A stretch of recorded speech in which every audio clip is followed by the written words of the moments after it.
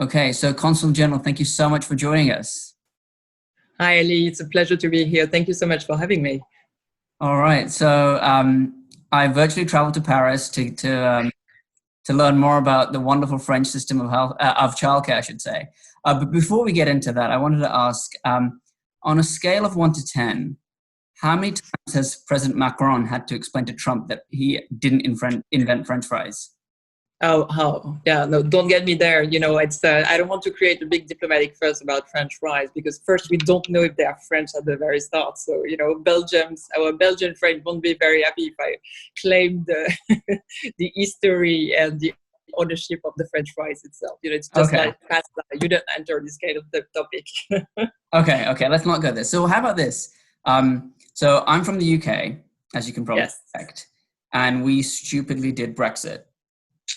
Is it possible for France to adopt me so that I can stay in the EU? I think you need to convince me that I should adopt you first. But clearly, yeah, we're very sad for our British, friends, and many British citizens apparently, started researching their French ancestry in order to get a passport. So maybe you should look into that. Yeah, I might invent a French uncle somewhere. Absolutely. Um, so let's get into childcare. Um, Mhm. so as we talked about earlier on the show, France has a really comprehensive approach to childcare. Um, what prompted the French government to take such bold steps? Was it purely driven by a declining birth rate, or were there other factors that led to this legislation? No, it hasn't been prompted by a declining birth rate, because actually France is quite an exception in that matter, because we have the highest fertility rate in Europe, and if you compare to the US, we have a higher fertility rate also.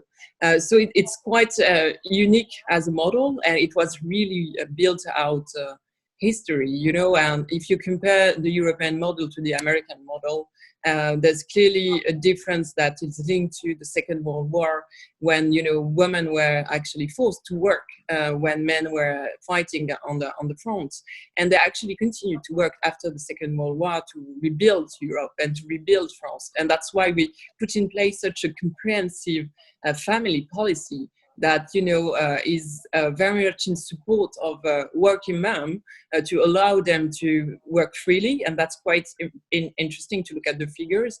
In France, 85% of women between 25 and 50 years old actually work. And only 50% of women who have three children or more drop actually work. So it's quite an effective system that has allowed for women to continue working while having quite a number of children. Yeah, and I think I need to look up the stat, but if I'm not mistaken, it's 60% of American women work that could, and it's higher in France because of this provision of childcare. Absolutely, and it's a very comprehensive policy. So it goes, through, of course, very generous childcare. So it starts with daycare with children that are below 3 years old, and it's free or very inexpensive. So it's accessible to even the poorest families. Then you have the free universal pre-K from 3 to 6, which is really a difference when you compare the French model to others around the world, and that really helped families, even the more modest one, to allow for the woman and the mother to continue working, while the kids were actually taken care of by the French public education system. Yeah, And you add on the top, of course, a very generous maternity leave system. It's 16 weeks paid maternity leave, which is imposed to all companies, and it works very well. And on the top of that, we have also paternity leave, which is shorter, but has the merits to exist and help also create maybe more equality in between the gender when it comes to childcare. yeah, for sure. One of the things that I sense France doesn't struggle with, that might be a struggle here, is you have a comprehensive system of childcare, as you described, and everyone's paying into it, not just parents, right? So you have people that say are 25, not parents, but they pay into the system with the expectation that they may or may not benefit from it later in life. Did you find that French people are generally totally cool with that, or is there an element of society that says, I don't want kids, I'm not having kids, I don't have kids, therefore, I'm not so crazy about paying into this system? No, I think there's a very wide acceptance. So it comes from history, as I was describing, when we needed to rebuild France, it was in the interest of everybody to have women actually working and participating in this effort of reconstruction of France and Europe following the Second World War. But I think it very much exists today. I mean, a broad consensus, because we have a very broad definition of what is the family. And so it's not just the traditional model, father, mother, but it also same-sex couple, single mom. And so everybody can find a way, to relate to this kind of program, because they can benefit from it in a very, in a great variety of situations. Yeah. I mean, that's the kind of thinking we need here, because healthcare, per Ivanka Trump, in her words, is completely broken in this country. On that note, do you feel like the French system of childcare could work here in the US?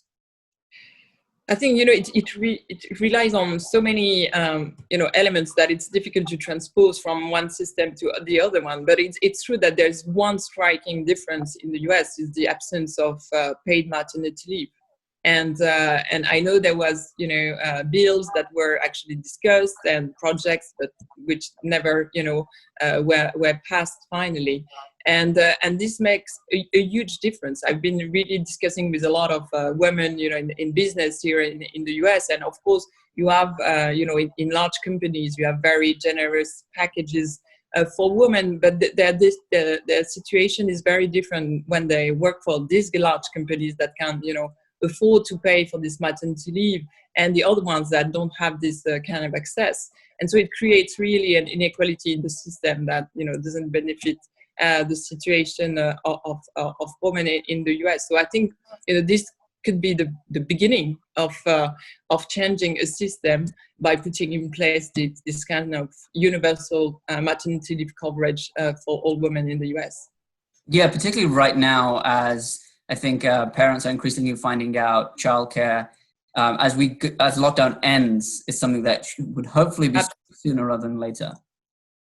Absolutely. I think COVID has shown that, I guess you read this article in the New York Times where this woman underlined the fact that in the economic, in the economic dynamic of COVID, either you have a child or you have a job.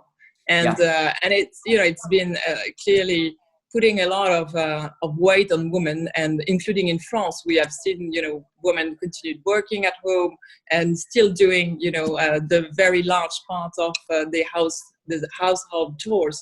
So, I mean, even us in France, we still have to make some progress on this.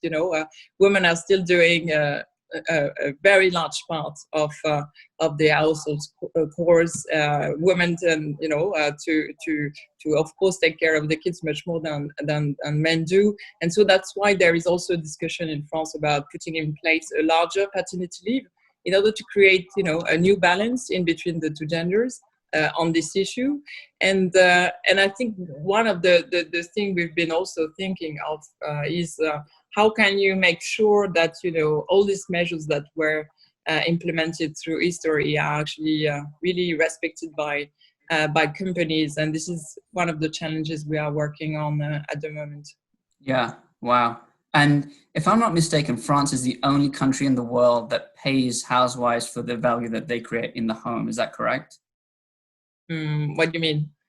So, and this might be me misremembering, but when I studied French in school, the English person who taught me French back in England stressed that France was the only country in the world that gave housewives a stipend. Yeah, no, that's.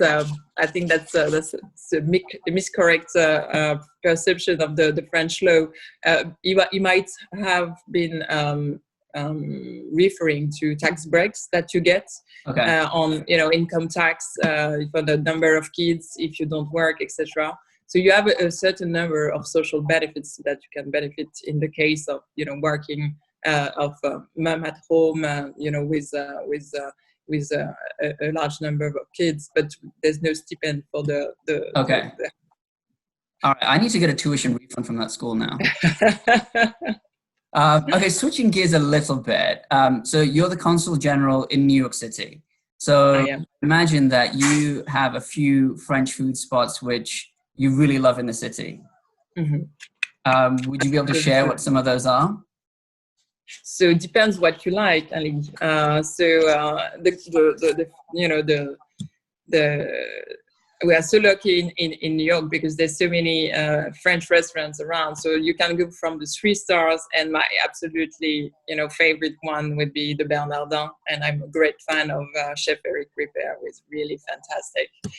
But you have all these neighborhoods, local places that really give you the best of the French food experience. So I live in the Upper East Side, and you have Orsay, but you have also Felix on the Upper West Side, and in Brooklyn and downtown you have many other ones. And actually we are helping them because they've been, of course, they have suffered from the COVID crisis. So there's a great list of the best place you want to eat French in the city. It's on the consulate website. So if you want to go and have a French meal, or please click on the website, and you'll find all the best addresses there.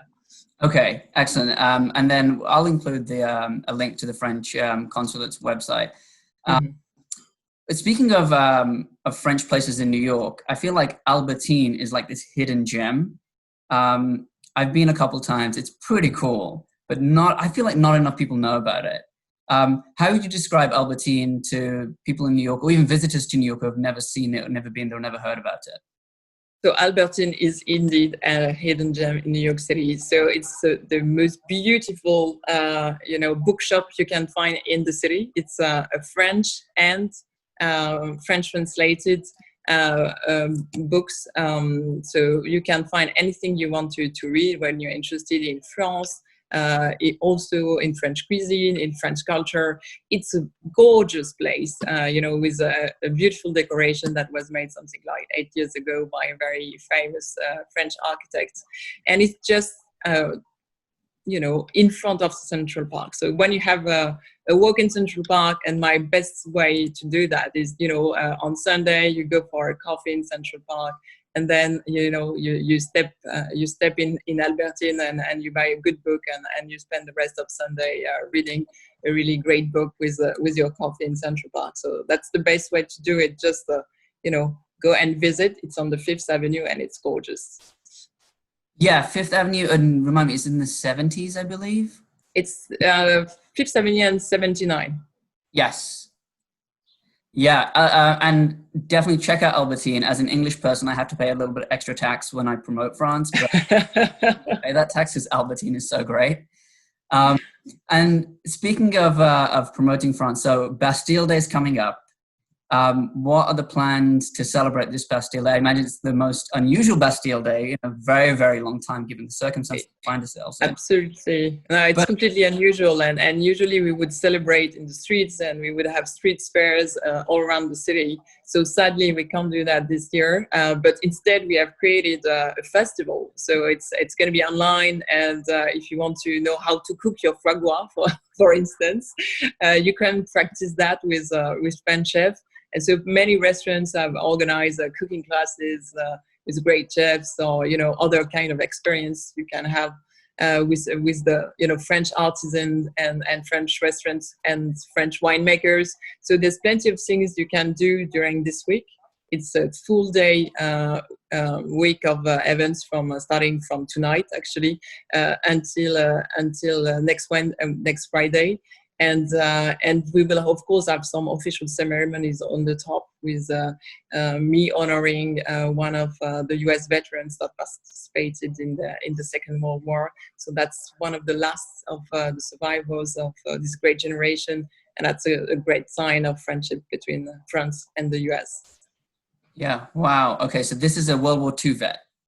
Yes, actually. So Okay. I think he might be something like 99 years old.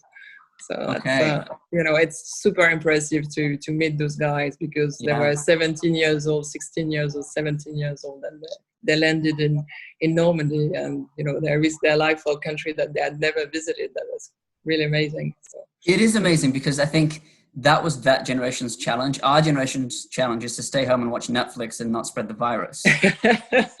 Quarantine sucks, but we kind of have it easy. Yeah, COVID was not that easy. So I'm sure we can find challenges that we could be, up to the greatest generation. Yeah. Okay, so one last question, and that is, so, we talk about Bastille Day, it's coming up. If Americans celebrate Bastille Day, do they get free French childcare? No, but they get a free beret, which is a start. Okay. I'll take a beret. Okay, Consul and General. Then move to France. You know what? Given how things are going, that's become an increasingly attractive option. Because I have dual nationality between the UK and the US. Mm-hmm. I can't figure out which one embarrasses me more right now. We've been considering some people are closing the borders. We've been thinking of opening hours. So we just launched a big call to, academics and also to all the techies. If they want to settle in France, we'll be very happy to have them. So, yeah. So tell me if you're thinking of it. Yeah, I might need to brush up. To help. Yes, I might need to brush up my French. As the first step, I'd like to visit Paris for the French Open, but sadly this year it's not going to be open to fans. So maybe next year. Hopefully, we will love to have you. Well, Consul General, thank you so much for joining us. Thank you, Ali. It's been a pleasure. All right. And I hope you come to celebrate Bastille Day with us. Yeah, for sure.